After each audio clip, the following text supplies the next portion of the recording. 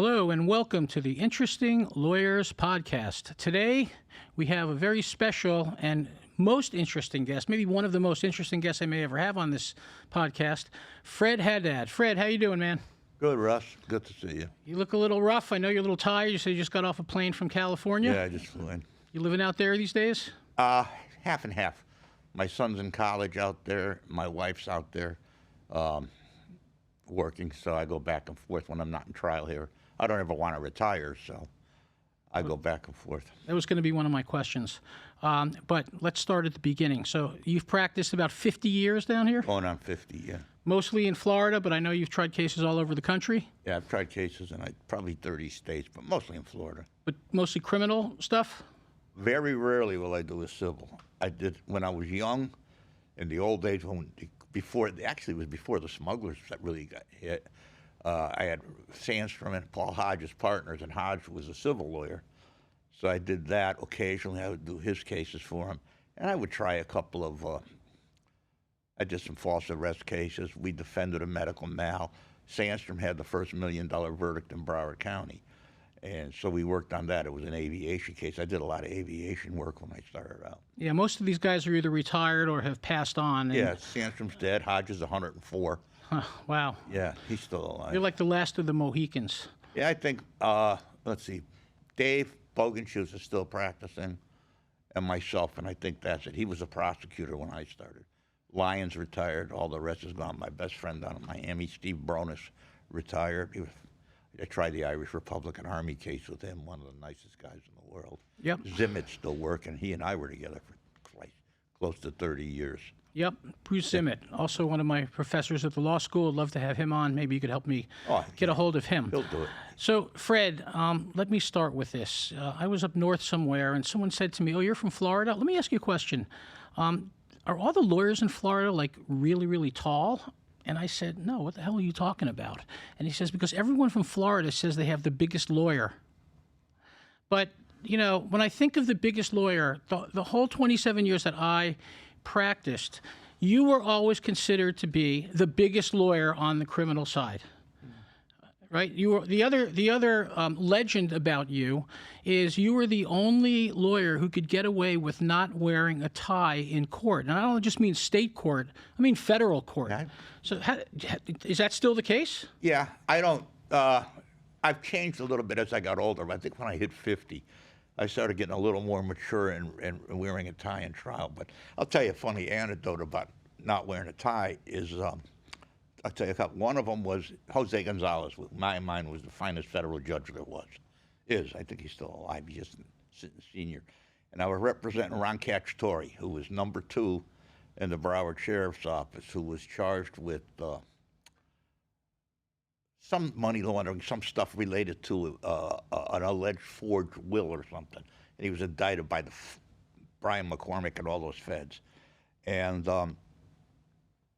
so Ron was an extremely good-looking guy and beautifully dressed. Of course, they say he made a lot of money. So anyway, we're getting ready to go to trial, and Bruce Zimmett had his wife. And I told Ron, make sure you dress up real well. And he said, okay. So we walk over to court. I'm in a polo shirt that has Bimini Big Game Club written on it and an old jacket. And we walk in, and, of course, they picked the jury to federal courts and stuff. And Judge Gonzalez looked at me. He knew what I was doing. So I had Cacciatore carrying a briefcase. He sat down, and we sat there, started picking the jury. And finally, he decided to introduce everybody. And when he said, "This is the defendant, Cacciatore," and he stood up, and this is his lawyer, Fred Haddad, and I stood up, you could hear a gasp in the jury. And This was a trial? Yeah, this is the trial. And he said, okay, you each got a couple of questions to the lawyers. So I got up and I said, okay, how many were sure beyond a reasonable doubt I was the defendant? And everybody raised their hand, and of course we got an acquittal after that. It helped a little bit to just show the jury the perceptions. Yeah, but first of all, I mean, they have dress codes. I know they still have dress codes even on Zoom hearings. But how did you get away with it? We started with Sandstrom, and it went up to the Supreme Court. So you're talking about Ray Sandstrom, who was your original partner. I was with him from my second year of law school. And he didn't wear a tie. It went up to the Florida Supreme Court. He got in trouble. He got held in contempt for not wearing a tie? He got held in contempt for not wearing a tie. by a judge. The day he got held in contempt, I was in a hunting jacket because I was going hunting, because nobody liked Ray. So it was just a chance. He didn't take anything from anybody. He didn't care who he fought with. He didn't care what he said. He didn't care who he pissed off. And neither do you. oh, he and I fought like cats and dogs. Right. Absolutely. And so that went up to the court, and then all of a sudden, and particularly because back then, not a lot of air conditioning in the summertime everywhere, so they started changing the code that no one had to wear a coat and tie in the summer. I never did anyhow, summer or winter, and I still, just when I go to trial, I'll wear a tie now. Well, that's very nice of you and considerate. Well, I'm a little old to be sitting like a hippie, so. Well, you're so old that weren't judges and people allowed to smoke in courtrooms when you started out? When I started out I could particularly remember smoking in courtrooms. I remember picking a jury with Tom Coker, and all the jurors had ashtrays. The courtroom was so thick with smoke, it was unbelievable. Yeah, I'd light up.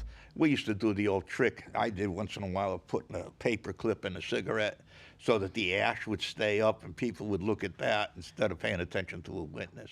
Right.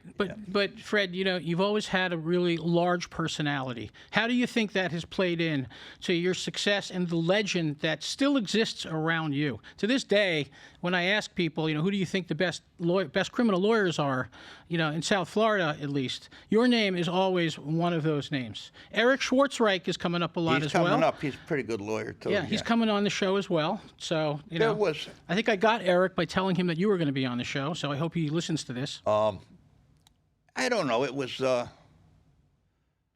Roy Black said I had more balls than brains sometimes, but it was just I just wouldn't take anything. I didn't care, and I was all for my client. I wouldn't put up with anything. I mean, I told prosecutors go to hell. I wouldn't talk to them. It didn't matter to me, and I was very fortunate growing up to grow up in a town with a lot of great people. So people I meet every day. And part of my life, when I quit high school, and then I got bored, so I went back. But I came down to Florida when I quit high school. Then I got out of high school. Before I went to college, I came to Florida and I worked on the beach. And I met a ton of people, both in Miami Beach and Fort Lauderdale. I worked at the old Sandbox Bar, these places back then. And all the people I met that I hung around with then all became smugglers, and I became a lawyer. So I got very fortunate starting out with, besides Ray having a good clientele, I had people coming to me because I knew them from the drinking in the bars and hanging around the bars and stuff.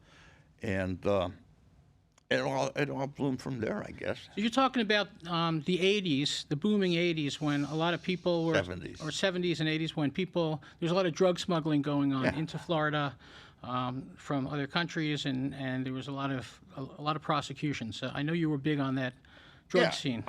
It was great. Great for you. Yeah, as great. a lawyer. It was fun, too. Especially the marijuana smugglers. I'm still friends with a ton of them. I have breakfast with a couple of guys that I've known going on 50 years, and we still have breakfast together. I have my best friend in grammar school and high school was one of the first guys to fly in a load of cocaine, and he still has. In fact, I just talked to him yesterday. But so these people came to me, and then they'd get arrested in different parts of the country, and they'd call me to come out. So I started getting established. And that's how you built the whole national thing? Yeah, I went from guys that got arrested here and there, and then I started getting calls to go different places.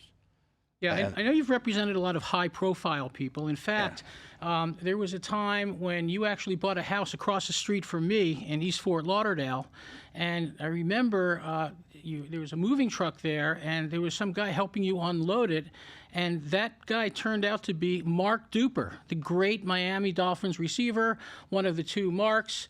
And, set a lot of records, still very well remembered, at least here in South Florida. And being starstruck, I was thrilled to meet him. I didn't think I would meet him helping you move into your house. Can you tell our listeners how that came about? Well, how did Mark Duper end up helping you move and unload your moving van into your house? Mark got indicted for cocaine, trafficking in cocaine, and with his brother-in-law. And I brought Bruce in to represent the brother-in-law, and Bruce Lyons? Bruce Zimmett. Oh, Bruce Zimmett. Yeah. And we went to trial and argued an entrapment defense. And it was kind of funny because Judge Marcus, who's now, I think he's the chief judge of the 11th Circuit.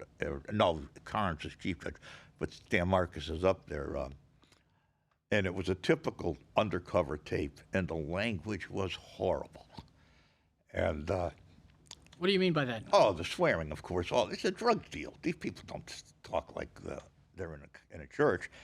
And so the prosecutor, he's a federal bankruptcy judge now. I can't remember his name. He's going through and he's going, this, MF, this, that, and the other. They're not swearing. And Bruce says to me, you can't swear in front of Marcus. You just can't do it. I got up there, first thing out of my mouth, this motherfucker said this. Is this what you're talking about? Marcus looks and he just goes, it's not worth it. And so we went through that and we argued the entrapment. And Duper got acquitted. And I told him if I acquitted him, I didn't want to pay for a moving van. He was moving me. And he laughed and he said, sure, I'll do it. And he did. Him and one of the other guys. He probably wasn't expecting that one. No. I had heard through the grapevine that they basically had him dead to rights, but you walked him on an entrapment defense. Yeah, no, they had him dead. And it was entrapment. It was good. It was well played, let me put it that way. It was well played, but it's no secret that you have a way with juries. You have a way of connecting with juries, of persuading juries. And what is that special sauce? This podcast, by the way, not just for lawyers, but my goal is to showcase legendary, prominent people like you, as well as the up and comers. I grew up. So give us some I grew up pearls in a of wealthy- wisdom here. My family was wealthy. I never acted that way. I got thrown out of prep school immediately within a week of going. Went to a public school in a mill town and made friends with everybody. And everybody and I we were all friends. And, then I quit school. I worked in a foundry. I worked in factories. I've done everything. I used to race cars. I built car motors. Worked in garages. So every time I'm picking a jury, no matter what they've done for a living, I've done the same thing at one time or another. And we talk about things like that so that, not some esoteric picking a jury where you'll throw out some of the theories of law, but I try to put it into something that's every day that they can understand. And then I throw stuff in that, judges go berserk at me, but what do I care? What do you mean they go berserk? What do They they do? don't like that. I'll throw in some anecdote here or there or something, just something to, not curry, well, maybe curry favor is what it might be. But, that's part of trying the case. It's your personality that does it. You see any good lawyer. Look at old Racehorse Haynes. Or what's the guy in Wyoming? Christ, he had a ranch near mine. I can't think of his name now. Jerry Spence? Jerry Spence. All those guys. They tell stories. It's a personality. Yeah, it's all about the storytelling, for sure. I remember when the Chicago 7 were there, and Bill Kunstler was down in the Haven. That's where I lived. And he just said a very smart thing. Everything is street theater. The jury just wants a show. They want to see who does. And, at the end of the day, whoever puts on the best story wins most of the time. Is that what you attribute your success to because you're such a great storyteller? I don't know, I guess. I just don't give a shit about a lot of things. I'm only worried about my client.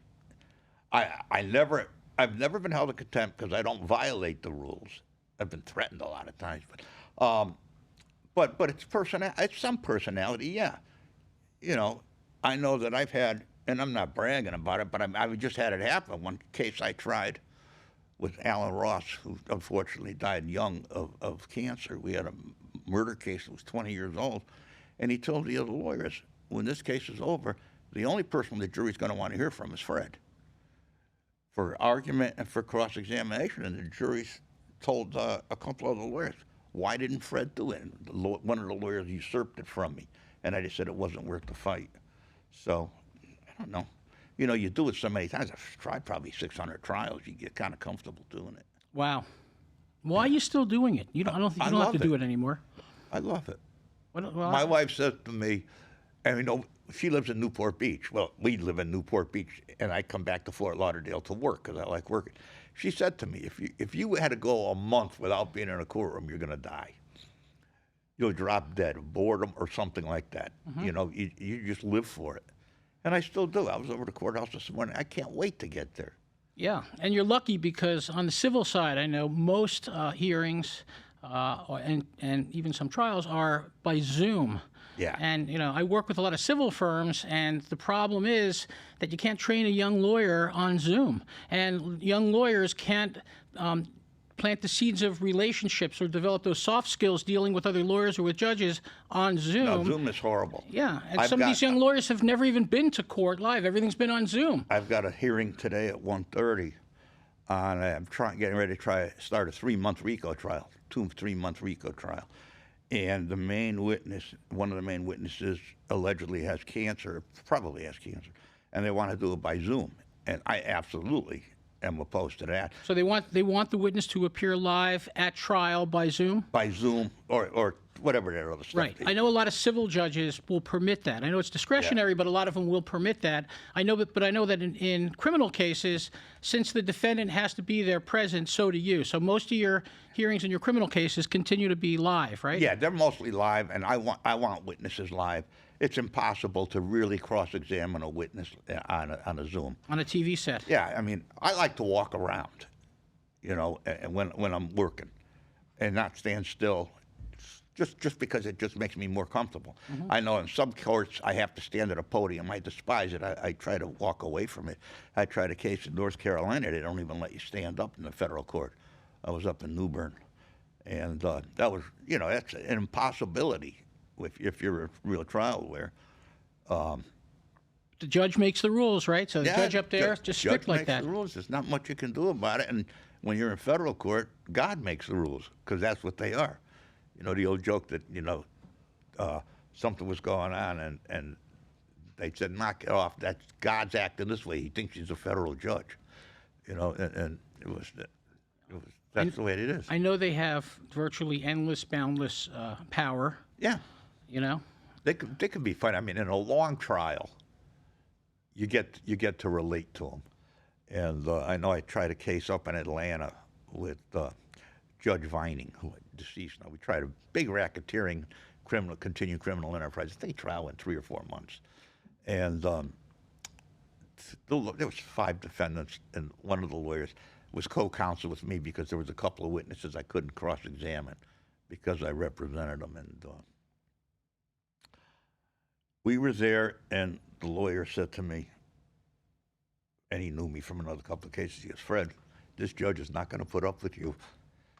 You can't joke around or make. I said, I'm not going to sit in a trial for 5 months. There was 20 murders in the RICO. I said, I'm not going to sit in a court. I can't be that serious for all of this. Blah, blah, because I got a jury. And then we had 20 people with the alternates. We had helicopters outside. They were afraid somebody was going to break the guy out and everything else. So this guy comes up to testify he's dead now. He's allegedly a mob guy. And he came in with his glasses, and he had permission to come and testify because he said my client did something to him. Anyway, he's up there talking and everything.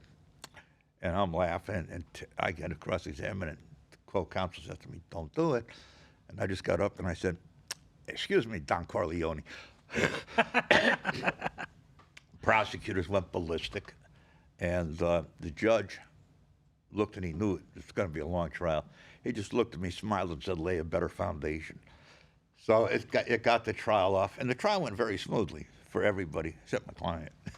Fred, they say that a good lawyer knows the law, but a great lawyer knows the judge. Is there any truth to that, and how has that played out in your career? It's both. I do all my own appeals.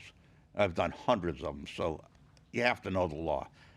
Sandstrom, when I started with him as a law clerk, was doing appeals. He said you can never be a trial lawyer unless you've done appeals and you do your own appeals. The feds used to always have to do their own appeals, the prosecutors, to learn the law.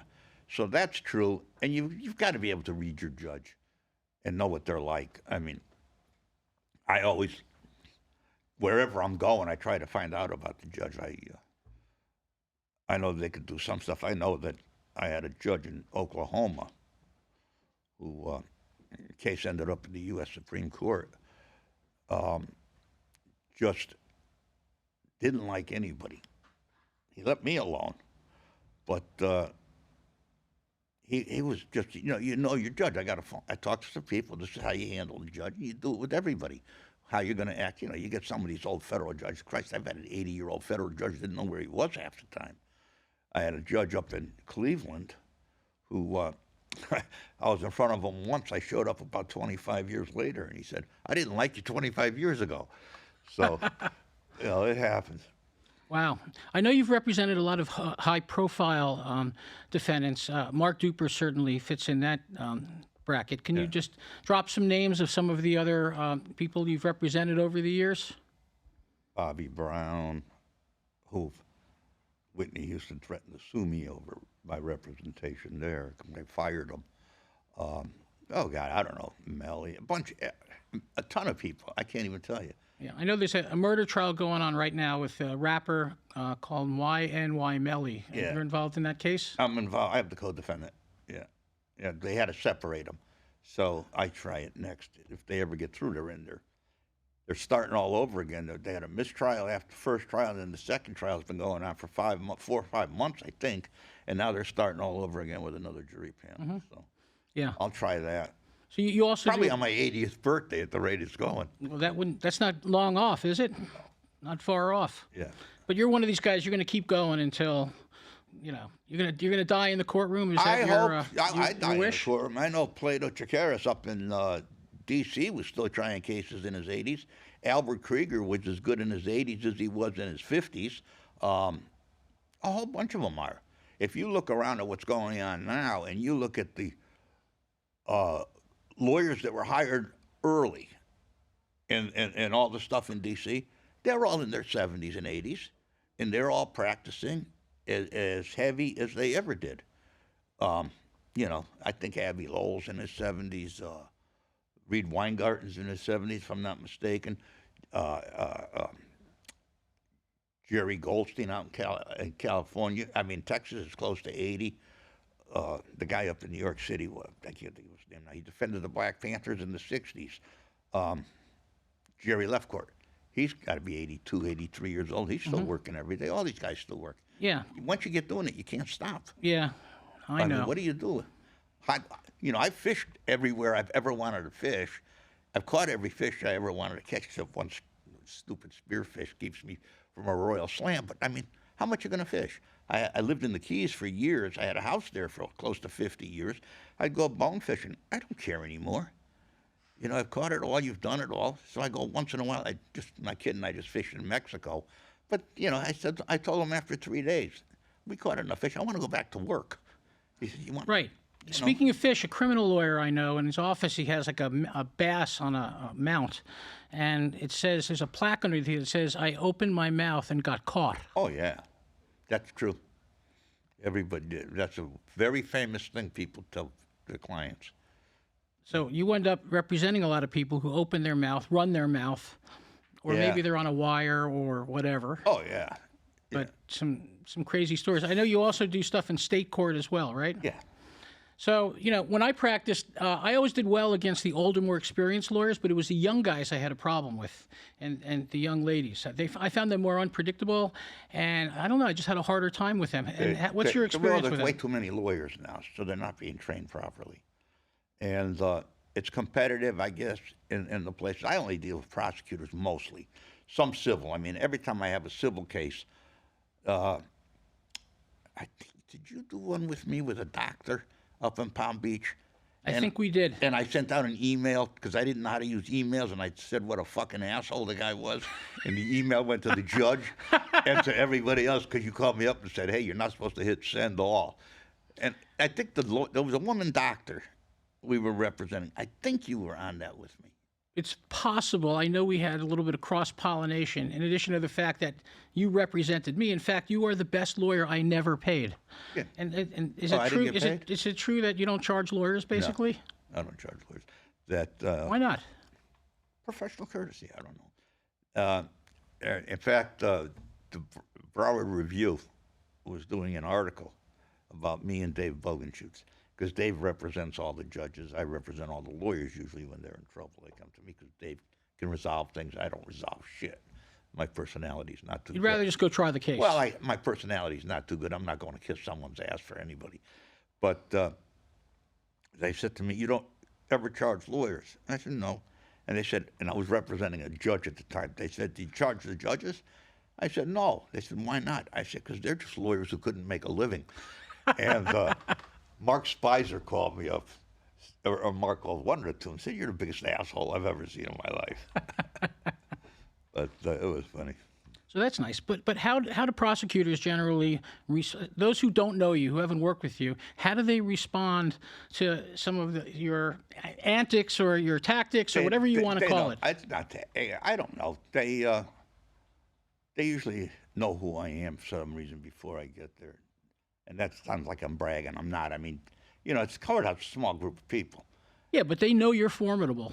They know what you're capable of. Well, yeah. I mean, a couple of prosecutors still tell the story that if a main witness is on the stand, I'll go sit outside. I already know what they're going to say. I've had a deposition or something in a state case. I'll go sit outside, just look at the courtroom. Jurors aren't listening to the witness. They're looking to see what the hell I'm doing outside the courtroom. Exactly. Yeah. And that's worked well for you? Yeah. When I've done it, yeah. That's a great performative thing. What other great performative tips have you done that you can pass on to the next generation of lawyers? I don't even know what I could say. I've just, it comes naturally. I don't even know what to say. I don't even know I'm doing it half the time. I remember me at Bernstein said to me one time, "Jesus, do you have to swear so much?" Because I swear like a trooper, and I didn't even know it. I said, "I was swearing?" She was, "Yeah." I said, "Oh." You're talking in court? Yeah, I was during our final argument. I got a little carried away, and I had forgotten all about it. But, So I remember a time when you were representing some alleged terrorists from the Middle East, and I know that while you were picking the jury, you used your own Lebanese heritage in the questioning. You know what I'm talking about? Yeah, I think I was representing somebody. That was when the guy sent someone over to meet Osama bin Laden, I think. I don't remember. I did a bunch of the Middle Easterners. The only trials I remember are the Irish, because my mother's Irish. My mother was a large contributor to the Irish Republican Army, so it's the only time she acknowledged my existence as a lawyer is when the IRA hired me, and I represented them for years. Really? Yeah. I had heard during the trial I was talking about where you got up and your first question to the panel is, "Who here hates Arabs?" Oh, and then you raised your own hand and you said, "I hate Arabs and I'm an Arab." No, I'm Lebanese. Do you remember that? Lebanese Or I'm like it. Lebanese. Yeah. And, that was with Judge Hurley. As I recall, we were doing a trial, and in fact, one of the ladies I had questioned said, "Yes, I lived in Saudi Arabia for a couple of years. I can give every Arab a fair trial, blah, blah, blah, blah, blah." And I said to the other lawyers, "I don't like her." And they said, "We're keeping her." I got outvoted. Before they swore the jury, the judge called us all in and said, "We have an issue." And what happened? And the marshal said out in the hallway, she says, "I can't wait to get those Arab bastards." So it was just something I felt. So, yeah. Do you need a break? Is that a new client calling you? No. All No, right. it's the news about what's going on in the world. You deal with the media a lot? You talk to them a lot? I try not to. I've never liked it. I've never had an interview done. I wouldn't let them. They've wanted to write stories about me. I've never let it get done. Have you ever been on a podcast before? Nope. Really? No, I won't do that stuff. I'm doing it for you. Why are you doing it for me? What's so special about me? You'll make a lot of money and pay me a fee. God willing, with interest, it would be a lot. Yeah. No, it's just we've been friends for close to 40 years. I don't admit to that publicly, but now that it's out there, Yeah. I suppose that we have, giving away my own age. Yeah. Well, I give away mine and I hate it, but that's what happens. So is there any kind of criminal case that you will not take, that you will not represent someone in, or? Anybody who's hurt a kid, that won't do child molesters. Unless it's something I have no choice but to do. I don't want anything to do with them, or rape. Something like that. I never saw a kid that needed molesting or a woman that needed to be raped. I hope they kill the fuckers. That's way off bounds to me. Yeah, I know they don't do well in prison, from what I hear. No, they shouldn't. But you did once tell me that all publicity is good publicity unless you're a child molester. Yeah, not true. Yeah, there's no such thing as bad publicity unless you're getting arrested for child molesting. You look at these people that are getting arrested for porn. They're not doing too well either. Same thing, because they're all getting the kiddie porn. That's the only thing they prosecute. it turns my stomach. Yeah, I know you were briefly involved in the Jeffrey Epstein case, and I also know that they're releasing all of these documents, and some names are coming out. And have you been contacted by anyone about that, or because I think the talk is that there could still be more prosecutions? You know, he's dead, Ghislaine Maxwell's in prison, but there are these other people who are out there. I really don't give up. My daughter, Tanya, as you know, represented Epstein for a long time and on the civil stuff, and she said some press called her up. But I was brought in for the civil case because of that's one of the few civil cases I handle because I do know how to do civil. I've done a lot of it. And a couple of his lawyers recommended that he come to me to do his former lawyers had sued Brad, who was your former partner, and what's his name? Jim Miller's old partner. Jimmy just died. I know. I didn't know his partner though. It's the big firm. Oh my God, the guy David Boyce, and that was that lawsuit. So Epstein hired me mainly to cross it too, and the main thing it was depose Brad for 2 days. Well, that must have been fun. Yeah. So what was Jeffrey Epstein like as a client that you could share with us? I didn't know much about him. Well, let me put it this way. You know me. I don't let anybody tell me what to do. Nobody tells me where I'm going to be, how I'm going to be, or what's going to happen. So the worst thing you can do is tell me I got to do something if you're a client. And I made that clear. I don't take no client tells me shit. You know, I have people like that all kinds of people like that call me up, well, can you meet me here? I said, no. That's the last thing. The worst thing you can do is ask me to meet you. I don't care how much money you have. I'm never going to you. Mm-hmm. That's how you start the relationship, you know. Fortunately, I've done well enough. I've never needed the business. So I can always say no to everybody. You know, there's no case I have to take if I don't want to. And I've just walked off one this year. First time ever, I hated the guy so much I returned the fee. Really? Yes, something I'd never do. The guy just annoyed me because he called me up and he said, I want this done, and this done. And he was a retired lawyer, and he had another lawyer advising him. I said, I'll tell you what. I said, come and get your fee and your file and not ever darken my door again. I won't have anything to do with it. I'm the boss, and if they don't like it, don't hire me. I make that clear. Wow. Another unique thing about you, confirmed by Dee. How long has Dee been working for you? Close to 30 years, 28 years. Amazing. She was actually my ex-wife's secretary, and my ex-wife was a PD. Well, you have many ex-wives, so which one are we talking about? Yeah. Well, my first wife was a PhD. My second wife's a JD. My present wife's an MD. And I told her if I ever get another one, it's going to be a GED. These professionals are a bit much. No, your current wife is wonderful. I know you've been together for a long time. How she puts up with you, I'll never know. How does she put up with you? She doesn't. She's a very strong woman, you know, and she just says what she thinks. She certainly never plays to my ego, but we just get along. I mean, you know, I was just out there in California for 6 weeks, and you know, we don't usually spend 6 weeks together because she, like I say, she lives out there back and forth. But it was nice, you know. Yeah. She gave up doing surgery and is now medical director for United Health. Mm-hmm. So it's a different type of work for her because she did surgery for 22 years, 23 years, 25 years. So it's nice. So, Fred, let me ask you this, and without getting political or taking sides. You know, my policy is always I don't mix friendship with politics. I don't get into political discussions. I respect everyone's right to have their views, whatever they may be. However, what do you think about, just generally speaking, all of these federal prosecutions going on and the way that they are being perceived and handled by the public and discounted by many as, well, no big deal? You know, this is the year. Somebody texted me last night and says, well, this year we're going to find out the truth. And my response was, indeed. And I will not get more specific than that, but what is your overall? Because I've never seen anything like this before. Yeah, I'll put it very simply. This country's on the edge.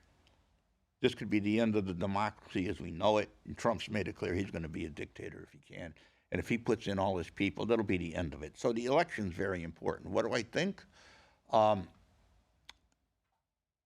think some of the prosecutions are ridiculous. Okay, I think prosecuting him in New York on that real estate is a civil suit.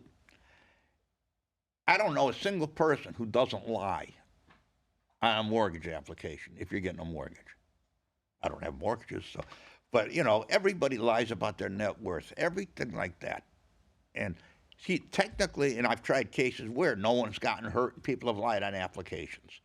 And it's a violation of the law, and one where people sold houses, made money, the banks made money. I've had a number of those mortgage fraud cases where no one's gotten hurt. But the statute says if you misrepresent, it's a violation of the law. With all the other accusations against him, trying that case first set off, in my mind, a lot of people realizing some stuff is just bullshit.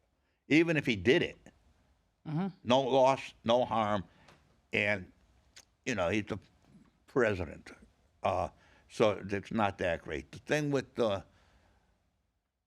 other ones, I think the two federal ones that Smith have are strong cases. And what's going to happen? It's going to divide the country. It's going to be ridiculous what'll go on, particularly if he wins the presidency again, which it looks like he might. Well, anything is possible. But I also know that the feds have overall like a 94% conviction rate, and I know that federal judges are serious. They don't give people a slap on the hand a lot, and they will send people to prison. And, you know, it's something that is such a sensitive topic that you don't really hear much conversation about it in the mainstream media these days, one way or another. But people have commented to me, oh, he'll never go to jail. He'll never go to prison. And I'm not so sure about that because, again, not taking sides, okay, I'm neutral about this, but, you know, if someone gets convicted in federal court of a serious felony, they're going to prison. I mean, is that generally the deal? They're going to prison, and theoretically speaking, they still have Senor Noriega's suites down in Miami. What's that? Well, when Noriega was sentenced, they brought him up here, and Hoover sent him to jail. They created a special place for him, rooms, to accommodate a head of state. So he was in a prison setting, but he had special apartments and stuff like that. So if Trump is convicted of any of these serious cases that you mentioned, do you think he will actually go to prison? No, I think he'll be sentenced to prison. And by the time the appeals and the cert and everything run out, he'll just be too old. He'll be medically impossible. It'd have to be the parole board would have to let him go. I think they would just have to let him go because of medical necessity, unless he's even stronger than he looks, because the guy looks not healthy, but, I mean, he's a bear. Yeah, he seems to just keep going. Yeah, I can't hit I'm the same age he is, but look at him hit a golf ball and the way he runs around and everything, 18 hours a day. So maybe you get some business out of this podcast. Would you represent him? No. Why not? Because he won't listen. You can't control him. And, you know, truthfully, I don't know what's going to happen in Atlanta. I know what's his name got off the case. The raps, God, I can't think of his name. I don't know why I'm drawing a blank here. But Steve Sadler, who has the case now, is kind of aligning with Trump. And I know he doesn't support him, but he's aligning with it, you know. And you almost become part of the client. You look at some of his lawyers and some of the stuff they say, they're owned by the guy. Look how many lawyers have been disbarred and reprimanded and suspended because of his lines, trying to please him. What lawyer would want that crap? What lawyer would do that? I mean, I know some prominent lawyers have gotten in trouble. What drives people to do that? I mean, my take on it is, you know, if you like someone a lot, that can really skew your objectivity, and, you know, to the point of conflating that with what your responsibilities are or with what their liability is. Look at that lady he has. What's her name? Haba. Haba, the Arab. Oh, another She's an Arab. Arab. She's Yeah. a Syrian, she says. The stuff like yesterday, we got the Supreme Court. He put Kavanaugh in. Kavanaugh owes him. You don't. No lawyers aren't supposed to say stuff like that, even though it's a probably unwritten thought, and they don't think. And she's paid what? Middlebrooks hit her for $1 million something. Her and Trump for the frivolous lawsuit they filed in the Middle District against Hillary Clinton. Judge Middlebrooks sanctioned her for Her $1 and million? Trump for the lawsuit that they filed. Wow. And they tried something again, and yeah, they sanctioned them. And they've gotten sanctioned in a number of places. Yeah. So I know he's on pretrial release now. I know we have an election coming up, and I know that there's going to be some conflicting schedules, to put it mildly, between his campaign commitments and his court commitments. How do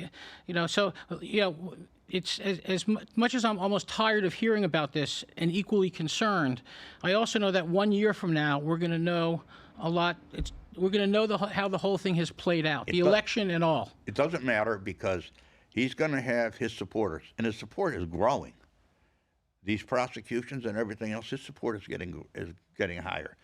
He played it brilliantly, not having anything to do with DeSantis or what's her Haley. name? Haley. That was a brilliant move on his part. What, to not show up at debates and all that? Absolutely. Let them fight it out, and they'll come on killing each other. And the only good thing come out of it is it destroyed DeSantis. Maybe he'll leave Florida. Wow. But, you know, I think he's got a good chance of winning if Biden's running. Biden has done a wonderful job, and no one knows it. And truthfully, no one gives a shit. People don't want him there. And then this stuff now with the Middle East, he doesn't know how to handle that. He has no idea how to handle it. It's driving everybody nuts. And, that's a topic that you just can't talk about with anybody. People have their views, and that's the way it's going to be, and you can't change their views, and it's just an unapproachable subject. Do you think either one of the serious cases with Jack Smith are even defendable cases for him, for Trump? From everything they're putting out there, no. So how's it going to go down? What do you think is going to happen? Where are we going to be a year from now? Probably in Georgia in trial. What about it? That's the trial that's going to get him. I think they'll try to. The storing of the documents in Palm Beach, Cannon's going to figure a way to let that go. I think that's pretty much written on the wall. She'll continue it past till he becomes president so he can pardon himself. And they're trying. Now, you saw Smith went berserk because the 11th Circuit, the D.C. Circuit, the Supreme Court wouldn't take his emergency petition. Right. So it goes to the D.C. Circuit. They're arguing it January 9th. They're going to issue an opinion as rapidly as they can. They're going to petition for rehearing and bank. That's going to take some time. Then they're going to go to the Supreme Court. And if they take their time there, as they do most often, other than they did Nixon and the 20 whatever election it was with Biden and with Bush and Gore. In 2000. They can tie that up just past the election too. So you think that's what's going to happen? It could, but then he's got to contend with Georgia. So you think Georgia might be the fly in the ointment for Trump? Yeah, Georgia's a strong case. She's flipped how many people? And she has all those tapes. Now they're bringing in the tapes from Wisconsin. So what happens with all of that? If he gets convicted in Georgia, what do you think is going to happen? He gets sentenced in Georgia, and he does what he has to do. He can get a presidential pardon, but I don't know if they can pardon, if he can pardon himself for a state crime. The answer is no. So if you think he's going down in Georgia, is he going to be in prison? Is he going to go to prison? Nobody knows. They'll sentence him to prison, yeah. I think he's got a good chance of taking a fall. That should be his biggest worry. Smith knows what he's doing. He's got a team that's unbelievable, and they're loading up on everything. Yeah, they seem very well prepared, but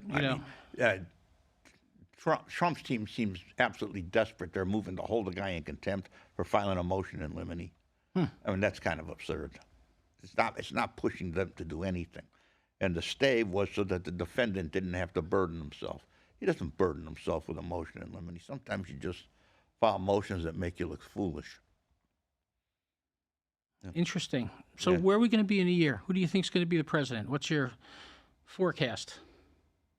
I don't know. I think, well, Biden won by 10 million. Hillary Clinton beat Trump. She lost in the Electoral College. And Biden had enough to win the Electoral College. I don't know this time. I think it's going to be in the Electoral College again. Biden will probably have the popular vote. But there may be enough for Trump to get through the Electoral College. And then what? Do you think that's the end of democracy? I think it's going to be pretty close. All these Republicans are now excusing January 6th. Yeah, and whether you think it happened or how you think it happened, they all condemned it. It hasn't gotten any better since January 6th. Lindsey Graham and McConnell still condemns it, but McCarthy and all those people, they all condemned Trump, and within a month they're down kissing his ass in Palm Beach. And now, what is it, 70%, 80% of all Republicans support him? And think January 6th didn't happen? I mean, you watch it on TV and see what happened. Mike Pence, they were going to hang. Yeah, I remember when all of that happened. Yeah. So how do you forget it? Just say, oh, let's let it go. If they didn't impeach him, he's playing that up as if he were innocent, and they didn't impeach him because they said he learned his lesson. Yeah. So I don't know. I guess we'll find out. Yeah. Sooner than later. Probably. It's going to be an interesting ride. Yeah, it's going to be an interesting next couple of months, see what the opinions come out of the courts. It will. Yeah. So maybe a year from now, I'll have you back on and we'll do a little post-mortem I'd love to. about this. It's 12. I got to get running in a second. No worries. Well, we're going to do a wrap anyway. So, Okay. Fred, thank you so much for coming. I really My pleasure, appreciate it. Russ. I am honored. How'd you like your first podcast? Wonderful. Really? Yeah. I won't watch it because I want to see. I hate what I'd look like or sound like, but Well, you have I've always thought you had a great face for radio, so I think you're going to do fine on the audio part of this podcast. I will use parts of this to promote, the podcast and put it on social media. That's okay with you, right? okay, whatever you do. We got that on tape. Long And as you know I'm- what, Fred? I don't care either. And on that note, thank you so much. My pleasure. This concludes the Interesting Lawyers podcast. Fred, you were most interesting, and I really appreciate your taking the time to come on. Looks like you got some text messages coming in. Why don't you go take care of that, and we'll move on to our next episode. Have a great day, everybody. Thank Thanks you. for listening. Thanks a lot, Russ. Okay. Okay.